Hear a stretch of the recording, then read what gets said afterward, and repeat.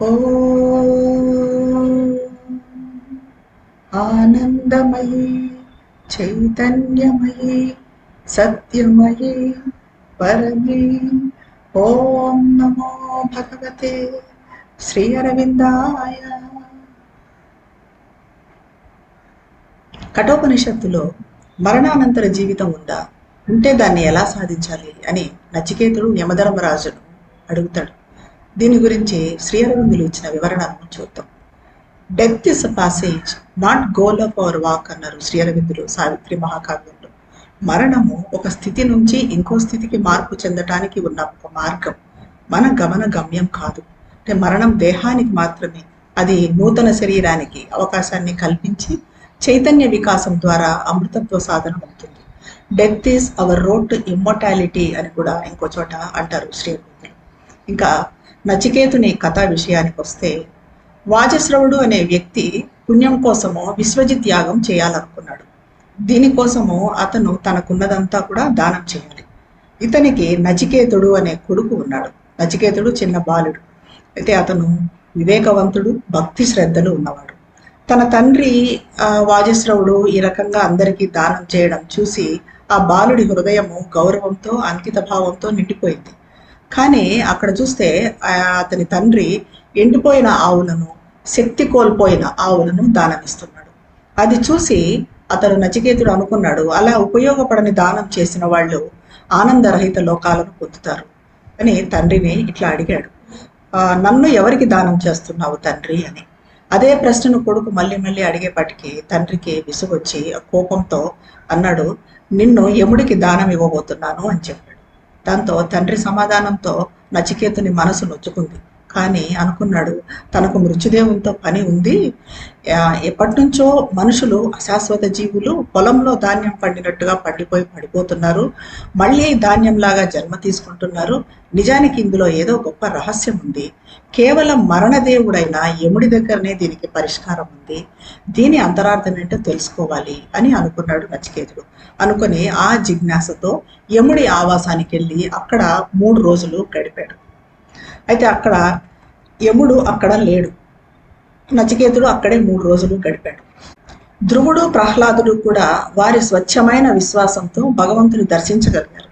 నచికేతుని విశ్వాసం స్వచ్ఛమైనప్పటికీ ఆ బాలుని హృదయము చాలా దృఢమైనది. యమసేవకులు యముని దగ్గరికి వెళ్ళి నచికేతుడు ఈ రకంగా నిరీక్షిస్తున్నాడు అన్న విషయం చెప్పాడు. 3 రోజులు బ్రాహ్మణ అతిథిని నచికేతుని వేచి చూసేటట్టు చేసినందుకు కలవరంతో యముడు నచికేతుని ముందు ప్రత్యక్షమయ్యాడు. అందుకు ప్రాయశ్చితంగా, అంటే నచికేతుని 3 రోజులు వెయిట్ చేసేట్టుగా చేసినందుకు ప్రాయశ్చితంగా ఏదైనా 3 వరాలు కోరుకోమని చెప్పి యమదేవుడు నచికేతునికి చెప్పాడు. అప్పుడు నచికేతుడు అన్నాడు, తాను కనిపించినందుకు ఆందోళనగా ఉండే తన తండ్రికి మనశ్శాంతిని ప్రసాదించమని మొదటి వరంగా నచికేతుడు కోరుకున్నాడు. యముడు ఆ వరాన్ని ప్రసాదించాడు. 2వ వరంగా నచికేతుడు అన్నాడు, స్వర్గంలో భయం ఉండదని అంటారు, అక్కడ నువ్వు ఉండవు, అక్కడ వారికి వృద్ధాప్యము ఉండదు, ముసలితనం ఉండదు, అక్కడ మానవులు సంతోషంతో తెలియాడుతూ ఉంటారు, ఆకలి దప్పికలు లేకుండా దుఃఖ తీరాన్ని దాటి స్వర్గానికి వస్తారు. అలాంటి దాన్ని అందించే యోగాగ్ని నీకు తెలుసు, స్వర్గవాసు సాధించిన శాశ్వత రహస్యం గురించి వివరించు అని నచికేతుడు 2వ వరంగా యమదేవుణ్ణి అడిగాడు. మానవుని అశాశ్వతత్వంలో దివ్యశక్తి దాగి ఉంది. మన జీవితాలు అశాశ్వతం అనుకుంటాం, కానీ మన లోపల దివ్యశక్తి ఉంది. దీన్ని జ్వలింపజేస్తే భూ ప్రకృతిని అతిశయించగలుగుతాం. ఇది బాహ్యానికి చెందిన భౌతిక అగ్ని కాదు. ఈ అగ్నిని గురించే నచికేతుడు యమధర్మరాజును అడిగాడు. అప్పుడు యమధర్మరాజు దానికి సమాధానంగా ఇలా అన్నాడు, నచికేత, ఆ అగ్ని గురించిన రహస్యం నీకు చెప్తాను. ఇది మానవుని అనంతత్వంలోకి తీసుకెళ్తుంది. ఈ యాగము విశ్వ ప్రపంచానికి ఆధారమైంది. ఇది మన లోపలి రహస్యతత్వం అనే గుహలో దాగి ఉండి హృద్గుహలో నివసిస్తూ ఉంది. అగ్ని సృష్టికి ప్రారంభం అంటూ ఆ అగ్నిని వెలిగించే విధానం గురించిన మార్మిక జ్ఞానాన్ని, ఈ పీఠాన్ని ఏర్పరచడానికి అవసరమైన ఇటుకల గురించి విడమరిచి చెప్పాడు యమధర్మరాజు. ఇదంతా అత్యంత శ్రద్ధతో విన్న నచికేతుడు తాను ఏదైతే గ్రహించాడో దాన్నంతా కూడా యముడికి చెప్పాడు. నచికేతుని ధారణా శక్తికి సంతసించిన యముడు ఈ అగ్ని రహస్యము నచికేతుని పేరు మీదనే నచికేత అగ్నిగా చలామణి అవుతుందని చెప్తూ వివిధ రూపాల రత్నహారాన్ని నచికేతుడికి ప్రసాదించాడు. ఈ రత్నహారం మరి ఏంటి అంటే, ఇది సృష్ట్యాత్మక ప్రకృతికి సంకేతం. ఇది దివ్యత్వాన్ని సాధించిన అంతరాత్మ ఆధీనంలో ఉంటుంది. అయితే ఇంకా యముడు అన్నాడు, 3 అగ్నులను వెలిగించేవాడు 3ంటితో ఏకత్వం పొందుతాడు. ఇలా 3 కర్మలను నిర్వర్తిస్తూనే జీవితానికి మరణానికి అతీతంగా పయనిస్తాడు. బ్రహ్మం నుండి ఉద్భవించిన దివ్య అస్తిత్వాన్ని, పురుషుడిని అంటే అంతరాత్మను తెలుసుకొని సర్వోన్నత శాంతిని పొందుతాడు. నచికేతుడి 3 అగ్నులను పొందినవాడు 3 జ్ఞానాలను పొందినవాడవుతాడు. ఎవరైతే ఈ అగ్నిని స్వాధీనం చేసుకుంటారో వారు అన్ని మృత్యుబంధాల నుండి విడివడి దుఃఖానికి అతీతంగా పయనించి స్వర్గ సుఖాలను అనుభవిస్తారు అని వివరించాడు యముడు. అయితే ఇక్కడ 3 కర్మలను మరి నిర్వర్తించడం అంటే వ్యక్తి భౌతిక, ప్రాణిక, మానసిక చైతన్య తలాల్లోని నిమ్న తత్వాన్ని భగవంతునికి సమర్పించడం.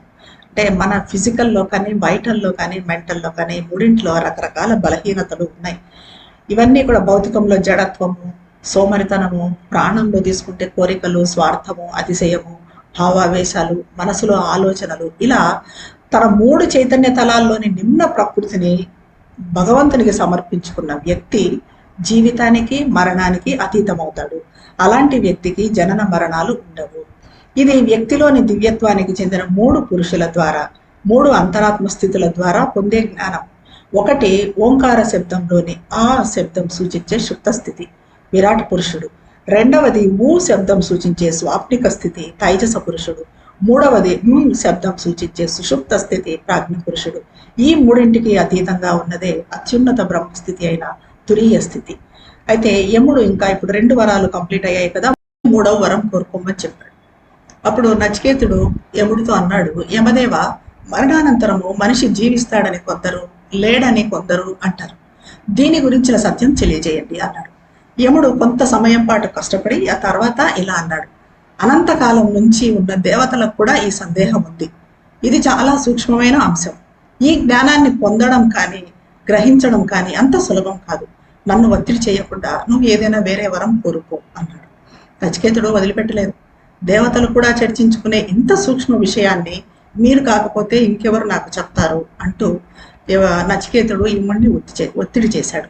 నచికేతుడిని మరపింప చేయడానికి యముడు రకరకాల ఆశలు చూపాడు. కావలసినంత సంపదను ఇస్తాను అన్నాడు, విశాలమైన భూమిని ఇస్తాను, అందమైన కన్యలను ప్రసాదిస్తాను, గుర్రాలను ఇస్తాను అని ఈ రకంగా చెప్పాడు. కానీ నచికేతుడు అంత పరిణతి చెందనివాడు కాదు. వెంటనే నచికేతుడు ఇలా సమాధానం ఇచ్చాడు, మీరు ఇప్పుడు చెప్పినవన్నీ కొంతకాలం మాత్రమే ఉండగలవు. కాలం గడిచే కొద్దీ ముద్దుబారనే వస్తువు కానీ ఇంద్రియం కానీ లేదు. ఒకవేళ ఒక జీవిత పర్యంతం అవి ఉన్నప్పటికీ అది అల్పకాలమే. ఈ అందమైన కన్యలను, రథాలను, నృత్యాలను మీ వద్దనే ఉంచండి. మనిషి సంపదలతో తృప్తి చెందడు. ఓ యమధర్మరాజా, ఇక్కడ సంపదల కొరత లేదు. నువ్వు కోరినంత కాలమే నేను జీవిస్తాను, కానీ నా ఎంపిక మాత్రము అవసరానికే ఉంటుంది. మీరు దీన్ని పరిగణించాల్సి ఉంటుంది. ఇక్కడ భౌతిక పదార్థ పట్టులో ఉన్న అశాశ్వత జీవి ఒక్కసారి అమృతత్వపు అనుభూతి చెందితే ఎలా ఉంటుంది? నిజమైన జ్ఞానాన్ని సంపాదించి సౌందర్యము, ఆనందాల నిజతత్వాన్ని అర్థం చేసుకుంటే ఈ అశాశ్వత జీవితంలోకి అతడికి అంతకన్నా ఆనందాన్ని ఇచ్చేది ఏముంది? కాబట్టి ఓ యమదేవ, మరణానంతరం మానవుని స్థితి ఏమిటి అన్న ప్రశ్నకు సమాధానం కావాలి. అతీతంలో ఉన్న లోతైన రహస్యాన్ని నేను అర్థం చేసుకోవాలి. నచికేతుడు ఇది తప్ప వేరే ఏది నిన్ను కోరడు అన్నాడు. యమదేవునికి ఇంకా ఈ మార్మిక జ్ఞానం గురించి వివరించడం తప్ప వేరే మార్గం కనిపించలేదు. మనిషి ముందు ఎప్పటికీ 2 ద్వారాలు తెరుచుకొని ఉంటాయి అని చెప్తుంది ఉపనిషత్తు. ఇది ఈ 2 మార్గాలకు ఎలా అంటే, ఒకటి శ్రేయస్కరమైనది, రెండవది సుఖకరమైనది. ఇవి 2 వ్యతిరేక దిశలో మార్గాన్ని నిర్దేశిస్తాయి. సుఖాన్ని మాత్రమే కోరుకునేవారు శ్రేయస్కరమైన ఆత్మజ్ఞానాన్ని వదులుకోవాల్సి ఉంటుంది. నచికేతుడు సుఖాన్ని త్యాగం చేసి శ్రేయస్కరమైన దాన్ని ఎన్నుకున్నాడు. పరిణామక్రమంలో మనిషి పైకి ఎదిగే కొద్దీ ప్రారంభంలో ప్రతి మెట్టులో ఈ ఎంపిక మీద ఆధారపడి ఉంటుంది. ఏది పురోభివృద్ధి అన్నది. శ్రేయస్కరమైన దాన్ని గుర్తించి ఎంపిక చేసుకునేవాడు అత్యుత్తమైన సర్వోత్కృష్ట యథార్థాన్ని పొందుతాడు. నచికేతుడు కూడా దీన్ని పొందాలనుకున్నాడు. కాబట్టి అతడు ఆధ్యాత్మిక మానవులైన బ్రహ్మిష్ఠులలో మొదటివాడు. ఈ కథనంలో పరిష్కరించలేని సమస్య చర్చనీయాంశంగా మారడం గమనించవచ్చు. స్వర్గాగ్ని రహస్యాన్ని యముడు 2వ వరంగా నచికేతునికి బోధించాడు. ఈ జ్ఞానఫలం ఇది తెచ్చే లాభం వర్ణించాడు. ఇది శాశ్వతత్వాన్ని అనుభవించే స్వర్గరాజ్యానికి సంబంధించిన విజయం. ఇది ఆనంద ప్రపంచం. ఇక్కడ మరణము, వృద్ధాప్యము, భయము, దుఃఖము, ఆకలి, దప్పికలు ఉండవు. అయితే ఈ అగ్ని ఏంటి? ఇది ఆత్మాగ్ని, ప్రపంచాలకు మూలం, అనంతత్వ సామ్రాజ్యం. తన మూలంలోనే అగ్ని ఆదిమంగా, అనంతంగా, శాశ్వతంగా, ఆనందంగా ఉంది. ఇది హృదయాల్లో దాగి ఉంది. ఈ అగ్ని త్రిగుణాల కార్యాలను నిర్వర్తిస్తుంది. దీనికి సర్వోత్కృష్ట ప్రభువు గురించిన జ్ఞానం ఉంది. అయితే మూడవ వరంగా మృత్యుదేవుడు వివరించిన ఆత్మజ్ఞానం క్లుప్తంగా చూస్తే, మనిషి హృదయంలో ఆశ్రయం తీసుకుంటున్న ప్రతి కోరిక దాని బంధం నుంచి విడిపడినప్పుడు మర్త్య మానవుడు అమరుడవుతాడు. ఈ శరీరంలోనే బ్రహ్మస్థితిని అనుభవిస్తాడు. హృదయం యొక్క అన్ని ముడులు విడిపోయినప్పుడు, ఎందుకంటే హృదయంలో కేవలం కోరికలే కాదు, ఎన్నో భావోద్వేగాలు, సంఘర్షణలు, సంక్లిష్టతలన్నీ ఉన్నాయి. ఇవి తొలగిపోతే మనిషి అమరుడవుతాడు. హృదయంలో 101 నాడులు ఉన్నాయి. ఇవన్నీ మనిషి మూర్ధాన్ని అంటే నడినెత్తు నుంచి చొచ్చుకొని పోయినప్పుడు అతని అంతరాత్మ తన అమృతత్వ గృహానికి అధిరోహిస్తుంది. అలా కాకపోతే అవి అతని జన్మలకు, వాటి పరిస్థితులకు దారితీస్తాయి. అంగుష్ట మాత్ర పురుషో అంతరాత్మ సదా జనానాం హృదయే సన్నివిష్ట. మానవ హృదయ గృహలో బొటన వేలంత పరిమాణమున్న పురుషుడు ఆత్మ విరాజిల్లుతున్నది. గడ్డి నుంచి ఈనను వేరు చేసినట్టుగా ఎంతో ఓర్పుతో దానిని, ఆత్మను శరీరం నుంచి వేరు చేయాలి. అంగుష్ట మాత్ర పురుషో అంతరాత్మ సదా జనానాం హృదయే సన్నివిష్ట. మానవ హృదయ గుహలో బ్రొటన వేలంత పరిమాణమున్న పురుషుడు ఆత్మ విరాజిల్లుతున్నది. గడ్డి నుంచి ఈనను వేరు చేసినట్లుగా ఎంతో ఓర్పుతో దాన్ని అంటే ఆత్మను శరీరం నుంచి వేరు చేయాలి. అప్పుడు ఈ ఆత్మ అమరమైనదని తెలుసుకుంటావు అని వివరించాడు యమధర్మరాజు. ఇది మూడవ వరంగా యమధర్మరాజు నచికేతుడికి ఇచ్చినది. అయితే ఇక్కడ సమస్య అంతా నచికేతుడు మూడవ వరంగా తెలుసుకోదలిచినదంతా భగవద్గీత వర్ణించిన ఒక సమ్మేళన పదం కాదా, ఇది భగవద్గీతలో ఆల్రెడీ వివరించినదే కదా అన్నది. ఇందులో మనకు 2 అభిప్రాయాలు కనిపిస్తాయి. మరణం తర్వాత జీవి స్థితి ఏంటి? అతడు మరణం తర్వాత ఉంటాడా లేదా? మరణానికి అతీతంగా ఏమున్నది అన్నది 2వ వరంగా యమధర్మరాజు వెల్లడించాడు కదా. స్వర్గరాజ్యాన్ని పొందటము, శాశ్వతత్వాన్ని అనుభవించడము, దేవుళ్లతో అనుబంధంలో ఉండటము, ఇవన్నీ కూడా అప్పటికే యముడు వెల్లడి చేయడం జరిగింది.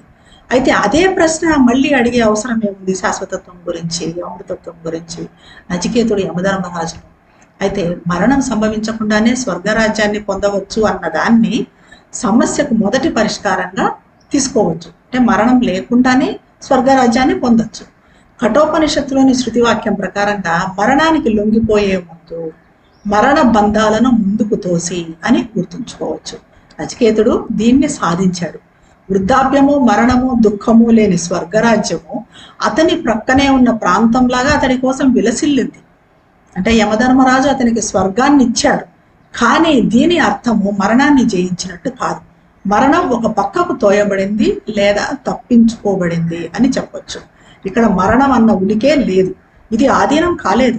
ఇక్కడ మరణం లేకపోవచ్చు, కానీ నచికేతుడు తన విశ్రాంతి గృహంలో కూర్చొని ఎక్కడ కోరుకుంటే అక్కడికి వెళ్ళొచ్చు. అది కూడా కొన్ని పరిమితుల్లో మాత్రమే, అంతే తప్ప మరణ నిర్మూలనం అన్నది అక్కడ లేదు. తన మూడవ వరంగా శారీరక మరణానికి అతీతంగా అధిగమించవలసిన మరణం ఏదైనా ఉందా అని తెలుసుకోవాలనుకున్నాడు నచికేతుడు. స్వర్గం సాధించబడింది, కానీ దాని తర్వాత ఏం జరుగుతుంది? స్వర్గాన్ని అనుభవించడం అనేది కొంతకాలం మాత్రమే ఉంటుంది. అది ఎంతకాలమైనా కావచ్చు. ఆ కాల పరిమితి పిదప మనిషి మళ్ళీ తిరిగి భూమి మీదకి తిరిగి రావాలి. తిరిగి మళ్ళీ మరణం ఆధీనం కావాలి, జన్మించాలి, మళ్ళీ మరణించాలి. ఈ విధంగా ఒకవేళ మనిషిలోని ఆత్మ శాశ్వతమైనప్పటికీ ఈ శాశ్వతత్వము స్వర్గానికి అతీతంగా పయనించడం లేదు. ఇది కేవలం స్వర్గాన్ని అనుభవించడం కన్నా ఎక్కువ కాదు. వాస్తవానికి ఉపనిషత్తులు 2 రకాలైన శాశ్వతత్వం గురించి చెప్తాయి. ఒకటి ప్రాపంచిక శాశ్వతత్వం, ఎప్పటికీ జీవిస్తూ ఉండేది. రెండవది కాలానికి అతీతమైనది, ఇది సర్వోత్కృష్ట సత్యం లేదా అత్యున్నత యథార్థంలో జీవించేది. ఒకటి విశ్వానికి చెందినది, రెండవది విశ్వాతీతమైనది. అలాగే 2 రకాలైన అనంతాలు కూడా ఉన్నాయి. ఒకటి కాలంతో సంబంధం ఉన్నది, కాలాన్ని ఆధారంగా చేసుకొని కాల పురోగమనం నుంచి వేరుపడలేనిది. దీనినే సూర్యచంద్రులు ఉన్నంత వరకు అని వర్ణిస్తారు. ఇంకొకటి సర్వ సృష్టికి ప్రకటనకు అతీతంగా సర్వోన్నత స్థితిలో సమత్వంతో ఉండేది. నచికేతుడు తెలుసుకోవాలని అనుకున్నది ఇది. ఎంత బలవంతులైన, ఎంత ఉన్నతులైన దేవుళ్ళు ప్రాపంచిక జీవులు. శాశ్వతమైన జీవితంతో మరణం లేకుండా ఉన్న వారికి మరణ రహస్యం తెలియదు. అంటే దేవుళ్లకు మరణ రహస్యం తెలియదు. వాళ్ళు మరణపు ఆవరణకు ఆవల జీవిస్తారు. కాబట్టి వాళ్ళకు మరణం ఎప్పటికీ పరాయిదిగానే ఉంటుంది. కాలానికి అతీతంగా ఉన్న సత్యాన్ని గురించి వాళ్ళకు తెలియదు. ఈ సత్యాన్ని మరణం ద్వారా చేరాలని, ఇంకో మరణ తీరానికి సాగిపోవాలని తెలియని అజ్ఞానంలో వాళ్ళు ఉన్నారు. కానీ యమదేవునికి ఈ జ్ఞానం ఉంది. ఇంకొక తీరంలో తనకు అతీతంగా ఉన్న సత్యం గురించి ఆయనకు తెలుసు. కాబట్టే నచికేతుడు యమధర్మరాజుతో అన్నాడు, నేను నిన్ను కనుక్కున్నాను కనుక ఖచ్చితంగా ఈ జ్ఞానం పొందటానికి అర్హుడిని, ఈ జ్ఞానం గురించి బోధించటానికి నిన్ను మించిన జ్ఞాని ఇంకొకరు లేరు అంటూ యమధర్మరాజు నుంచి 3వ వరంగా ఆ జ్ఞానాన్ని పొందాడు నచికేతుడు. అయితే యముడు ఇక్కడ సూర్య సవిత్రికి జన్మించిన వాడు.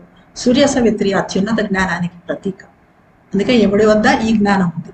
సర్వోత్కృష్ట చైతన్యమైన ఈయన నుండే ఈ విశ్వ సృష్టి ఉద్భవించింది. యముడు జీవిత శక్తి, జీవనలయతో ఉన్న ప్రపంచాలను శాసించేవాడు. భూమి మీద జీవన కేళిని ప్రకటించటంలో సవిత్రికి ప్రతిబింబంగా ఉన్నవాడు యమధర్మరాజు. అయితే అగ్ని ఈయన వాహనంగా, సాధనంగా ఉంది.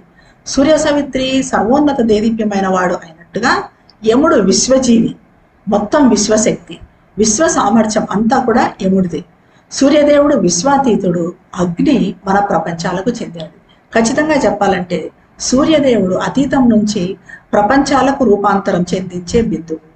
అగ్ని ప్రపంచాల నుంచి అతీతానికి రూపాంతరం చెందించే బిందువు. యముడు నచికేతునికి ఇలా వెల్లడి చేసిన రహస్యం ఐహిక సాక్షాత్కారాన్ని ఇచ్చింది. ఇది భూత, వర్తమాన, భవిష్యత్తుల మీద విజయం. ఐహిక శాశ్వతత్వాన్ని, స్వర్గాన్ని సాధించడంగా దీన్ని చెప్పవచ్చు. ఇది 3 వరుసల సఫలతగా ఉంది. కాలం యొక్క 3 విభజనల ద్వారా 3 మార్గాలలో 3 ప్రపంచాలలో ఇది పనిచేస్తుంది. మనకు తెలిసిన ఈ 3 ప్రపంచాలు ఏమంటే మనసు, ప్రాణము, శరీరాలు. భూమి మీద మన పూర్తి ప్రయత్నము, సఫలత అంతా కూడా ఈ 3టితో సంబంధం కలిగి ఉంటుంది. మనిషి అంతర్బాహ్య చట్రాల ద్వారా ఈ అగ్నికి పీఠం ఏర్పరచబడింది. సకల క్రియాశీలక చర్యలతో ఉన్న అతని శరీరము, మనిషి శరీరము, ప్రాణము, మనసు ఈ పీఠం మీద ఇటుకలుగా అమర్చబడ్డాయి.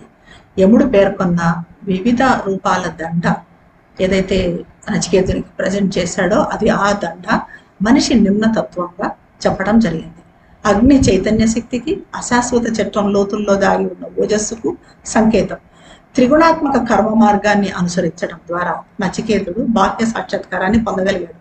కానీ అతనికి ఇప్పుడు కావాల్సింది కాలానికి అతీతమైన సాక్షాత్కారం. అతను కోరుకున్న 3వ వరం ఇదే. ప్రపంచాల జ్ఞానానికి తర్వాత ఉన్న సర్వోత్కృష్ట జ్ఞానం, విశ్వానికి ఆవల ఉన్న సర్వాతిశయ సాక్షాత్కారం. అగ్ని ప్రపంచాలకు మూలం, ప్రారంభం కనుక అగ్ని నచికేతునికి అంతిమ సాక్షాత్కారాన్ని ఇస్తుంది. 2వ వరంలో ఈశోపనిషత్తు ప్రకారము నచికేతుడు అజ్ఞానం గురించిన జ్ఞానంతో మరణాన్ని దాటాడు.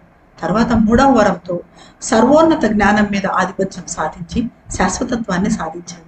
అంతిమంగా అతనికి యముడు వాగ్దానం చేసిన ఫలం ఇదే. యమదేవుడు ఈ జ్ఞానాన్ని నచికేతునికి పూర్తి యోగ పద్ధతి ద్వారా వెల్లడి చేశాడు. మరణం సంభవించడం నుంచి స్వేచ్ఛ పొందిన నచికేతుడు సర్వోన్నత స్థితిని సాధించాడు. ధన్యవాదాలు.